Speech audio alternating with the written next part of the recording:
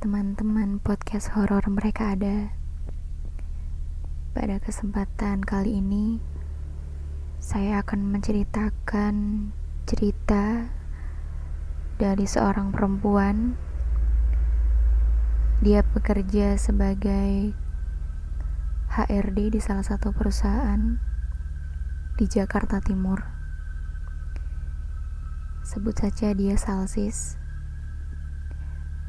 Dia tinggal di daerah Jakarta Timur, tepatnya ada di perumahan elit di kawasan Cakung. Kita mulai ceritanya. Hari itu saya baru saja pulang bekerja.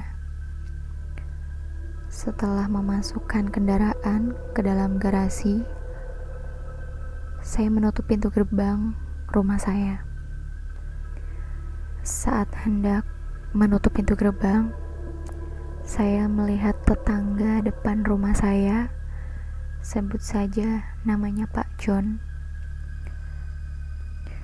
sedang menarik sesuatu yang dibungkus di dalam spray berukuran besar. Saat saya tanya kepada Pak John apa yang sedang dia seret itu, Pak John menjawab, itu adalah anjingnya. Pak John ini yang memiliki seekor anjing ras besar, anjing golden, yang memang sudah berumur 8 tahun saat itu. Pak John menjelaskan kepada saya pada saat ia pulang ke rumah, ia sudah mendapati anjingnya tergeletak di atas kasur bersimbah darah. Karena tidak ingin melihat anaknya dan tetangganya panik, Pak John membungkus mayat anjing itu menggunakan spray. Lalu Pak John memasukkan sesuatu yang dibungkus oleh spray tersebut ke dalam mobil. Saat itu saya tidak merasa curiga dan tidak terlalu melihat dengan jelas apa yang sebenarnya ada di dalam spray tersebut. Setelah menutup gerbang, saya masuk ke dalam rumah. Malamnya, seperti biasanya saat menjelang akhir pekan, saya lembur. Sekitar pukul 1 pagi, telepon saya berdering. Itu panggilan dari Bu Iis, tetangga sebelah rumah Pak John. Bu Iis menelpon saya untuk segera turun dan membukakan pintu. Akhirnya saya bergegas turun, lalu menengok ke jendela. Ternyata betul, di depan rumah saya sudah ada Bu Iis. Saat saya hendak membuka gerbang, Bu Iis terlihat sangat ketakutan. Mukanya pucat dan terlihat keringat dingin keluar dari kulitnya. Akhirnya saya mempersilahkan Bu Iis untuk masuk ke rumah saya. Saya mengambil segelas air putih dan memberikannya kepada Bu Iis agar dia bisa sedikit lebih tenang. Ketika sudah agak tenang, saya tanya kepada Bu Iis. Kemudian Bu Iis cerita jika baru saja dia mendengar Pak John dan istrinya bertengkar. Memang tidak ada percakapan, tapi sangat amat jelas terdengar barang-barang yang dibanting dan dilempar ke dinding. Suaranya sangat jelas sampai terdengar ke dinding rumah Bu Iis. Kemudian Bu Iis mendengar suara teriakan yang sangat kencang, suara laki-laki, yaitu suara Pak John, kalau dia akan membunuh istrinya. Seketika Bu Iis langsung keluar dari rumahnya, membawa handphone dan langsung menelpon saya. Di situ saya menenangkan Bu Iis agar dia tidak ketakutan lagi. Setelah semua keadaan mulai membaik, saya mempersilahkan Bu Iis untuk menginap di rumah saya malam itu. Keesokan paginya, saat saya hendak berangkat bekerja, Bu Iis pamit untuk kembali ke rumahnya. Saya pun mempersilahkan Bu Iis untuk kembali ke rumahnya. Setelah saya hendak mengeluarkan kendaraan saya melihat istri Pak John sedang duduk di teras rumah. Matanya melihat ke arah saya. Tatapannya namun kosong dan matanya terlihat sendu.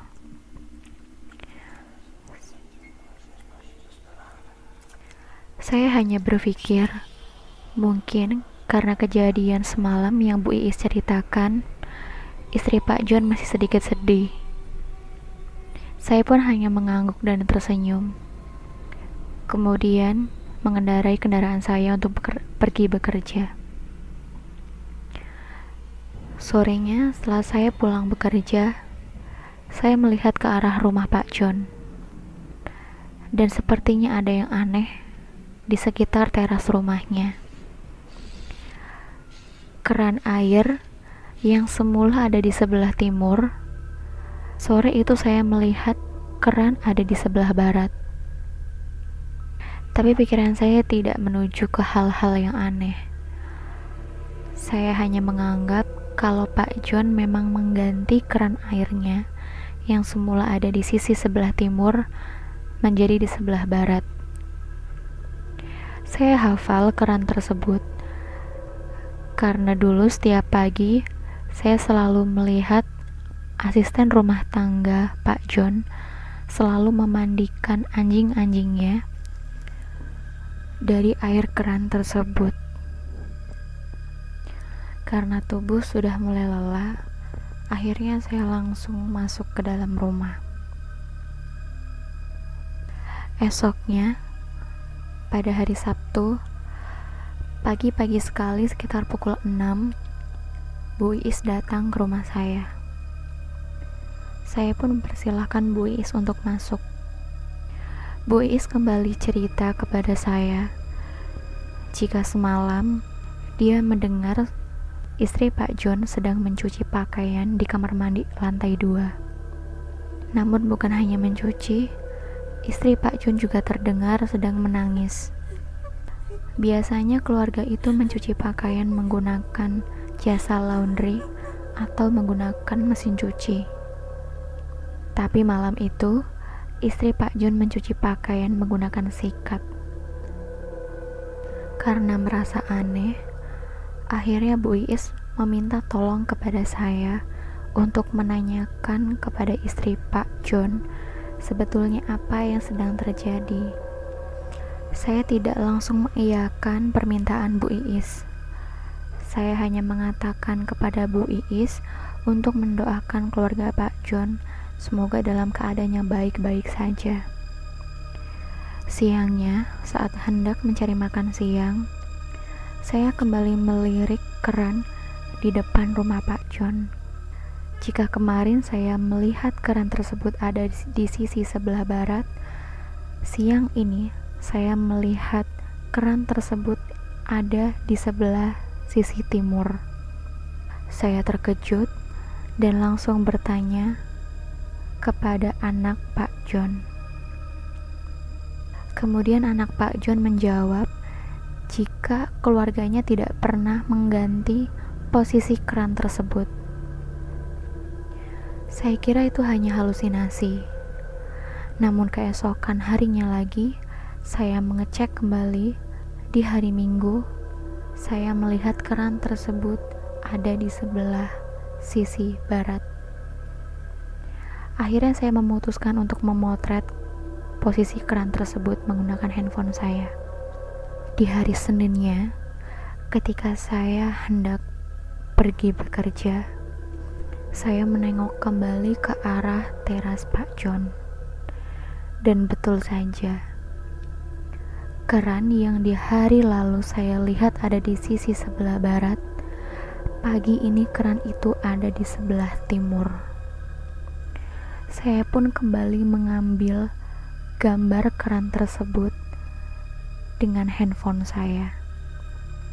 Sorenya, ketika saya pulang bekerja, saya melewati rumah Pak John lagi dan melihat istri Pak John sedang duduk di teras. Pandangannya kosong dan terlihat sangat amat pucat. Pakaian yang dikenakan istri Pak John hari itu juga sama seperti pakaian yang dikenakan beberapa hari yang lalu saat saya melihat istri Pak John sedang duduk di teras sore hari. Seketika saya langsung merinding. Sesampainya di kamar, saya langsung mengecek gambar-gambar yang saya ambil untuk memastikan apa yang saya lihat tentang keran yang ada di depan teras rumah Pak John. Memang benar, setiap saya melihat keran tersebut berganti posisi, terkadang di sebelah timur dan terkadang di sebelah barat. Malamnya saya mendapat pesan dari WhatsApp dari Bu Iis. Bu Iis merekam suara dari arah balkon rumahnya di lantai 2 di sisi belakang. Suaranya memang tidak terlalu jelas, tapi saya mendengar suara aliran air yang sangat deras di rumah Pak John, diikuti dengan suara perempuan yang sedang menangis, dan saya juga mendengar seperti orang yang sedang mencuci pakaian menggunakan sikat dengan tangannya. Saya merinding dan langsung pergi menuju rumah Bu Iis malam itu juga. Saya meminta izin kepada Bu Iis untuk menginap di rumahnya malam itu. Bu Iis pun mengizinkan saya untuk tinggal di rumahnya malam itu. Ketika saya dan Bu Iis sudah terlelap tidur, saya kembali mendengar suara perempuan yang sedang menangis sambil mencuci pakaian. Kemudian terdengar sayup-sayup suara meminta tolong dari balik dinding rumah Bu Iis. Saya pun tidak berani untuk mendekati dinding rumah Bu Iis di bagian balkon belakang. Saya langsung mengambil selimut, menutupi diri saya dan kembali tertidur. Paginya Bu Iis tanya kepada saya, apakah saya mendengar suara yang Bu Iis jelaskan. Tapi karena tidak ingin membuat Bu Iis merasa takut, akhirnya saya pun tidak menceritakan apa yang saya dengar semalam. Jam 6 pagi saya kembali ke rumah saya untuk bersiap-siap pergi bekerja. Namun sebelum membuka gerbang, saya kembali mengecek untuk melihat keran yang ada di depan teras rumah Pak John. Dan sekarang saya tidak melihat adanya keran air di depan teras rumah Pak John. Saking saya tidak percayanya dengan apa yang saya lihat barusan, saya langsung mengambil gambar untuk memastikan apakah benar yang saya lihat, bahwa sudah tidak ada keran air di depan teras rumah Pak John. Saat saya hendak mengambil gambar, anak sulung Pak John keluar membuka pintu dan bertanya kepada saya apa yang sedang saya lakukan. Saya pun menjawab dengan jujur kepada anak sulung Pak John tentang kejanggalan yang saya rasakan. Akhirnya anak Pak John pun meminta saya untuk kembali ke rumah. Tak lama setelah itu, anak sulung Pak John datang ke rumah saya sambil menangis. Dia pun bertanya kepada saya kejanggalan apa yang saya rasakan. Kemudian saya menceritakan semuanya, mulai dari keran air yang ada di depan teras rumah Pak John, sampai dengan suara tangisan perempuan yang saya dengar di balik dinding rumah Bu Iis.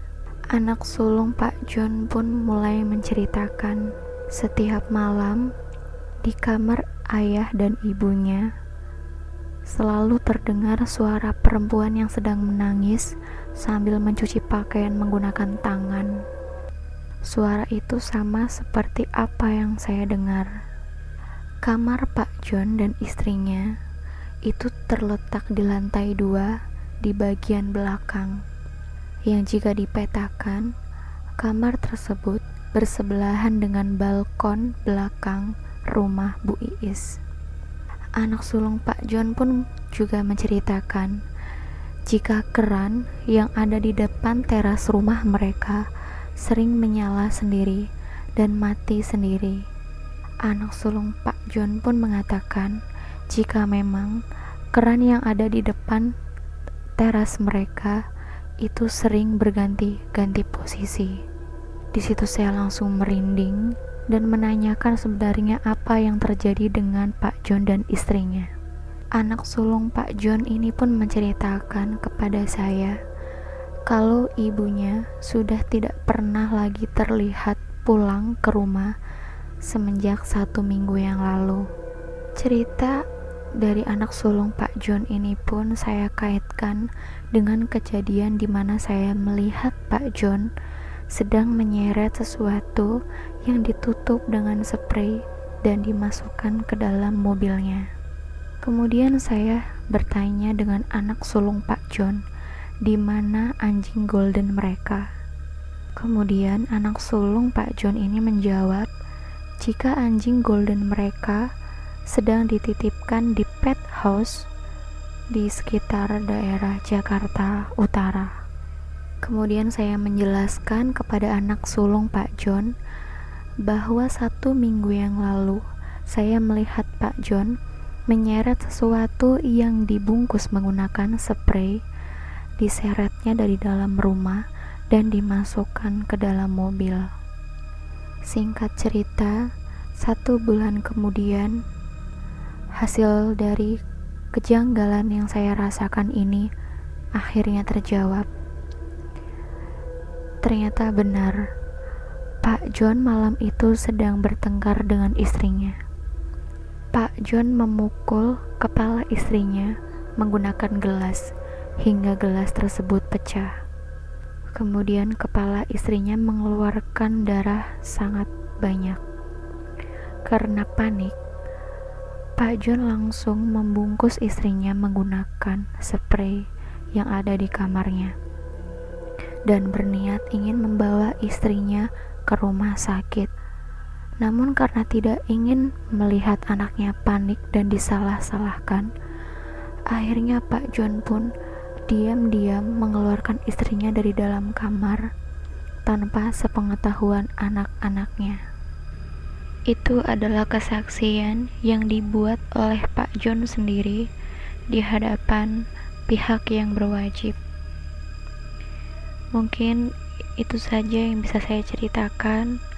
Mohon maaf jika pemilihan kata saya kurang tepat hingga teman-teman kurang bisa memahami cerita saya.